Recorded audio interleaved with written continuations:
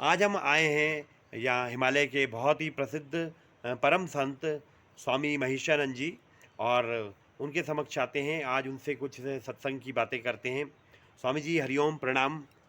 स्वामी जी कुछ आप भक्तगणों को बोलिए। आज हम ये पूछना चाहते हैं कि द्वंद्व में हर आदमी है, हर आदमी किसी न किसी तनाव में है और एक द्वैत भाव चल रहा है कि ये करूं वो करूं। एक हमेशा मतलब उसके मन में कुछ ना कुछ इस तरह का कोई कन्फ्यूजन टाइप का है। तो इस द्वंद्व से कैसे आदमी परे जा सकता है, कैसे जीत सकता है, कुछ इस बारे में आप बताइए। आम साधक किस तरह अपनी साधना करे फिर। कुछ न कुछ द्वंद्व रहता है हर व्यक्ति के अंदर में। जी। या धन से हो, संपत्ति से हो, पद से हो। हाँ, एक आदमी जो रहता है ये चाहिए नहीं, ये चाहिए नहीं, ये नहीं चाहिए, ये चाहिए। क्या चाहिए और क्या नहीं चाहिए, जी। वो व्यक्ति सुखी कैसे हो सकता है?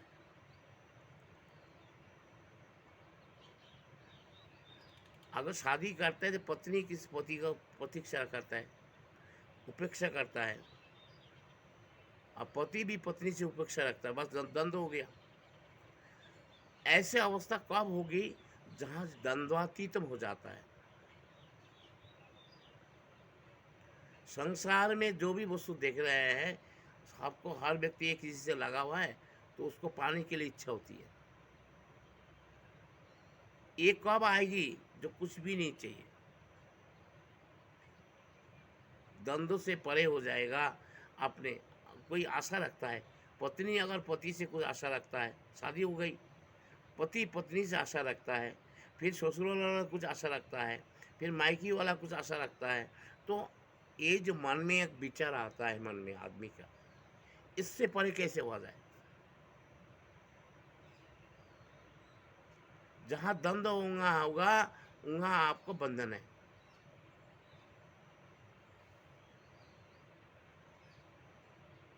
स्थिर क्या है बताइए आप, जो कभी द्वंद्व होता ही नहीं उससे। इंद्रिय से परे होने का कैसे होते हैं? जब तक आपके इंद्रिय शरीर में, हाँ, आपका इच्छा अच्छा है, बहुत बढ़िया बात है। मन में विचार अच्छा आता है, बहुत अच्छी बात है। लेकिन मेरा विचार ये प्रश्न है कि इससे परे कैसे किया जाए। वर्तमान आए आप, तो वर्तमान ही आप सोच नहीं सकते। फ्यूचर कह रहा आप, भविष्य में क्या होगा ये आप नहीं जानते, और इसी को जानना है।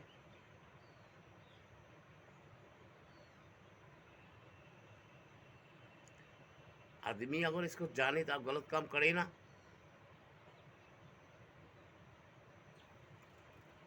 लोग भाग रहा है, एक आदमी मुंबई गया, सब गाड़ी लेके भाग रहा है, गांव का आदमी गए।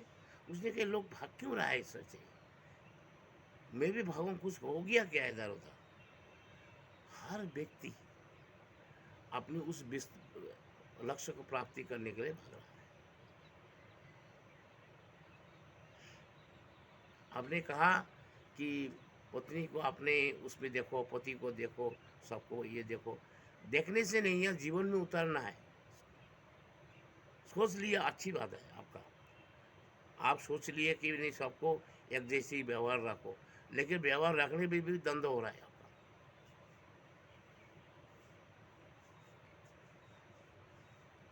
क्या बात है? आप अपनी ओर से कोई कमी नहीं रख रहे। द्वंद्व तब होता है, इच्छा है जब बढ़ती है, वासना। वासना यही स्त्री वर्ग नहीं है। वासना ये भी हो सकती है कि इस चीज को मुझे मिले, कुछ नहीं मैंने ना मिले। इसको कहते हैं जीरो। जीरो में जो शून्य जो होता है, उनका विचार बंद हो जाता है। जब विचार बंद हो जाता है, तो इस पृथ्वी क्या है? जीरो है। जैसे ओम है ना, ओम, सूर्य जीरो है। वहाँ पहुँचना है जहाँ जीरो है, जब विचारे बंद हो जाता है। बहुत डीप के बाद है ये, सब आदमी नहीं समझ सकता है। या तो पढ़ाई लिखाई करे, उसके बाद साधना करे, वो व्यक्ति समझता है। और चाह में आप कभी संतुष्ट हो ही नहीं सकता है। आप देखो 10 ज्ञानेंद्रिय है, पंच कर्मेंद्रिय है, 5 ज्ञानेंद्रिय है, 5 कर्मेंद्रिय, मन बुद्धि अहंकार चित्त। एक इंद्रिय कुछ ना कुछ चाहता है। आँख क्या चाहता है? रूप अच्छा देखना। कान क्या चाहता है? अच्छा सुनना, अपना प्रशंसा सुनना, ये सब पढ़े होना पड़ेगा। घ्राण क्या चाहता है? अपना सुगंधी, जिब्बा वरुण जो होता है वो अच्छी स्वाद चाहते हैं। ये इससे परे कैसे होना चाहिए? कैसे हम उस पद को प्राप्त करते हैं जहाँ कुछ भी नहीं चाहिए, जहाँ नहीं रहता है? वो स्थिति कब आता है?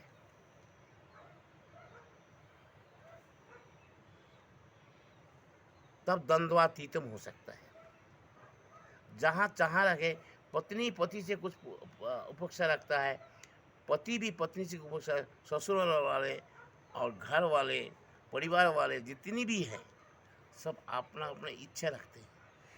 इसको समाप्त होने का बाद तब होता है शेष। और ये आप होगा नहीं जब आपको रिलेशन रहेगा। शरीर जिस घर से आप जन्म लिया है, उस लोग आपको छोड़ेगा ही नहीं। वो कहता है कि ये जवान है, हमारी बुढ़ापा है, ये हमको कुछ करके खिलाए, यही ना बस। बस इससे परे होना कैसे हो सकते हैं? इससे परे हो ही नहीं सकती हूँ। क्यों नहीं हो सकते? कैसे हो जाएगा? आपके पास है, मौजूद है उसे,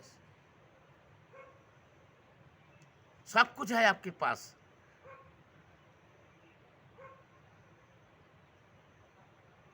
आपने मिथ्या को सत्य माना, सत्य को मिथ्या माना।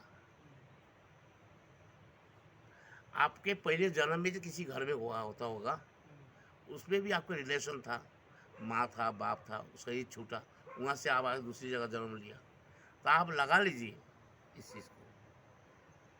इसका समाप्त तो कब हो? प्रभु कभी कृपा करके इसके ज्ञान को देंगे। इस हाथ को हटाइए। सब इंद्रिय से वस्तु है। ये शरीर ये भी इंद्रिय का ऐसे है। इससे परे कैसे हो सकता है?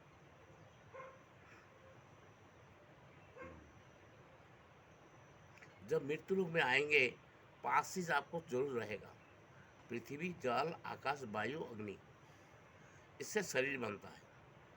और इंद्रिय है, मन, बुद्धि, अहंकार, चित्त, ये रहता है।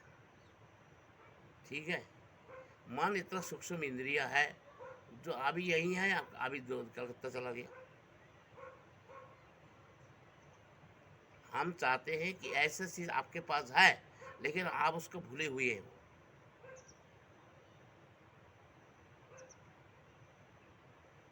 और जो चीज आपको ऐसे करते करते, जैसे मृगो तृष्णा होती है, वो भागता रहता है पानी के लिए मरुची भूमि में, लेकिन पानी उसको कोई नहीं मिलता है, ना प्यास बुझती है उसकी। प्यास भी नहीं बुझती, फिर भागता है। ऐसे ऐसे करते करते वो गिर जाता है मरुची भूमि में, इतनी धूप में, तब तो उसकी मृत्यु आ जाती है। ऐसे हमारा जीवन, कितना जन्म लिया हमने, कितना किया। हम ये चाहते हैं कौन सी वस्तु प्राप्त करने में द्वंद्वातीतम होता है। एक श्लोक आता है हमारी वेदांत में: द्वंद्वातीतम गगन सदृशम तत्तमस्य आदि लक्षणम एकम नित्यम विमलमचलम सर्व ही साक्षीभूतम भावातीतम त्रिगुण रहितम सद्गुरु तम नमामि। गुरु के पहचान। पहले शुरुआत का श्लोक यही है। शुरुआत से: ब्रह्मानंदम परम सुखदम केवलम ज्ञान मुक्ति द्वंद्वातीतम गगन सदृशम तत्तमस्य आदि लक्षणम एकम नित्यम विमलमचलम सर्व ही साक्षीभूतम भावातीतम त्रिगुण रहितम सद्गुरुतम नमामि। और आपके पास है उसे, लेकिन आप वो विस्मृत है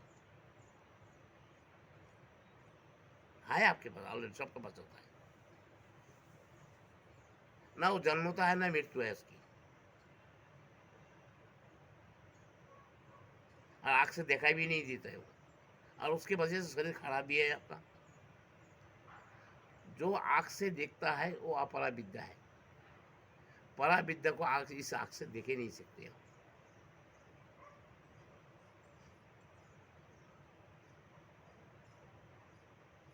और सबके पास है, लेकिन उसके भूले हुए जो इंद्रिया का भोग का वस्तु होती है उसी भी आदमी भागता है। जैसे मृग तृष्णा,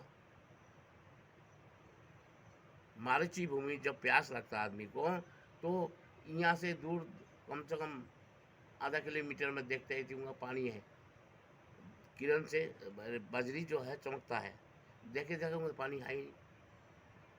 फिर वहाँ से जब खड़ा होता है दूसरी जगह देखता है, वहाँ से बस नहीं है। ऐसे जीवन यात्रा चलता है, लेकिन सदगुरु जब मिल जाती है तो वो बताता है ये मिथ्या है, सत्य तो परम ब्रह्म परमेश्वर है जो आपके अंदर विराजमान, उसको दिखाई नहीं देता, जिसके कारण ये शरीर हमारे आपके सामने है। जब निकाल जाते हैं तो आपको पूछेंगे नहीं, जो माँ के गर्भ में आते हैं तो अब भी आपको पूछेंगे नहीं, इतना स्वतंत्र है वो। उसी को मन से जानना है। मन भी वहाँ जाने से जीरो हो जाता है। जब विचारे बंद हो जाएगा आपका किसी प्रकार के, तो आप शून्य में चले जाएंगे। जैसे संसार एक शून्य है, ओम लिखते ना, ओम ओम अ अर्धमात्रा चंद्रमा देकर जो बिंदी है ऊपर, वहाँ पहुँचना है जीरो में, तब जाके आपको कामयाबी आएंगे। जी है, ये जितनी अपरा विद्या है ये इंद्रिय का संबंधित है। परा में इंद्रिय नहीं होती है, परा में परमात्मा ही रहता है और कोई नहीं रहता है। एक बार भगवान के पास कि सारी सृष्टि चला जाएगा, गोल हो जाएगा, मतलब फिनिश हो जाएगा, समाप्त हो जाएगा, खाली मैं ही रहता हूँ। अभी भी मैं सबके अंदर मैं ही हूँ, बहुत गुरु बाधाएं है और कोई नहीं रहता। मैं मतलब क्या, मैं कौन? भगवान, हाँ, भगवान ईश्वर, आत्मा। मैं मतलब आत्मा और परमात्मा, दो चीज है। आत्मा परमात्मा ये द्वैत है, लेकिन है आत्मा ही है, उसी का ही ये प्रतिबिंब है। जो सूर्य है 10 घर पानी भर के रख दो, अब देखो तो सारे सूर्य एक ही सूर्य है।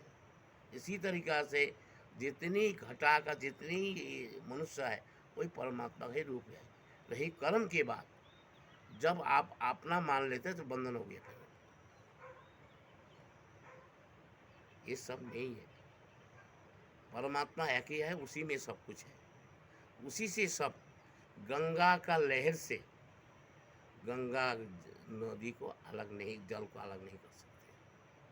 क्या गंगा पानी में लहर है ना, उससे अलग कर सकते लहर को। इसी तरीके से आत्मा परमात्मा से अलग नहीं होता है, उसी का अंश है जगह जगह जाके, ये उसी के ही लीला है। बाकी इंद्रिया है, सब इंद्रिया है, भोग भाग संसार ये सब कुछ नहीं है। तब आप समझ जाओगे द्वंद्वातीतम हो जाएगा,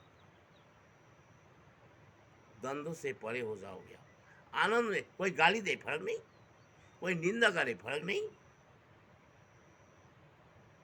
कोई दुख दे शरीर को दे फर्क नहीं।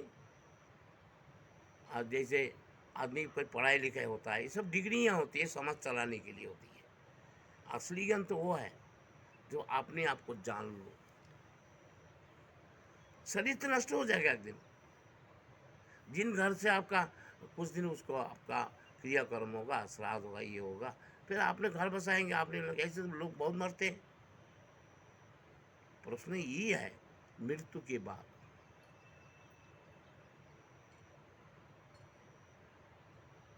समझ में नहीं आया अभी आपको? आपके अंदर है ऑलरेडी हो, लेकिन आप उसको नहीं जानते। उसी में तो सारा अध्यात्म टिका हो। हाँ, ये शरीर उसी के तरह है। भाई मेरा लंगड़ा हो, लूड़ा हो, काना हो, ये हो, हाँ, लेकिन है वही चीज, उसमें फर्क नहीं है, इंद्रिय में है। वो कौन सी चीज ऐसी है जिसको पाने के बाद अवशेष कुछ नहीं रह जाता है? हम तो आध्यात्मिक है, हम तो ऐसी बातें करेंगे, हम विषय रचना का बात नहीं करेंगे, हम वैराग्य का बात करेंगे, हम परमात्मा की बात करेंगे। हम ऐसा नहीं कहेंगे कि भाई इसका कैसे मिलेगा उसका? आप करो परोपकार, अच्छा है, परोपकार करना बहुत अच्छा है। हाँ, वो पुण्य बढ़ता है। तो पुण्य जब अधिक हो जाता है तो एक दिन आपको ज्ञान बढ़ जाएगा, और जब ज्ञान आपको हो जाएगा आपको मुक्ति हो जाएगा, सत्य का असत्य का आभास हो जाएगा। किसी को परोपकार करना, कोई परमार्थ करना, जितनी ये जो भगवान ने शास्त्र में बताया, यज्ञ करना, जप करना, तप करना, हवन करना, दान देना, हाँ, उनकी ये परमात्मा के गुणगान करना, सब अच्छा है। इससे परे जाना है, द्वंद्वातीतम होना चाहिए। द्वंद्व में जब चाह रहेगा द्वंद्व रहेगा। द्वंद्व का है, शंकराचार्य का बड़ी सुंदर है श्लोक। क्या कहते शंकराचार्य? मन भी नहीं, बुद्धि भी नहीं, अहंकार भी नहीं, चित्त भी नहीं, इंद्रिय भी नहीं, राग भी नहीं, देश भी नहीं है, तो मैं हूँ कौन? जब उसमें आप जीरो में चले जाएंगे तो आपका सारी शंका समाधान हो जाएगा। फिर आप निर्द्वंद्व जाके एक आनंदमय जीवन बिताएंगे। ये जितनी इंद्रिया तभी तक श्वास लेता है 60 साल तक, उसके बाद सारी इंद्रिया सीधा रहिए। तुम शादी करो, शादी 20 साल से बाद से आपको 40 साल के बीच में उस इतना आप हो जाता है, उसके बाद आपका सब झड़ना शुरू हो जाता है। फिर लोक परलोक का याद आता है। इसलिए मैं कह रहा हूँ, द्वंद्व से मुक्त कैसे होते हैं? कुछ नहीं चाहिए। चाहिए तो द्वंद्व है, चाहिए तो प्रभु आपको चाहिए। किसको चाहिए? आपको मतलब परमात्मा। बाकी सब द्वंद्व चीज है, लेना देना, ये करना, सो करना। सियावर रामचंद्र भगवान की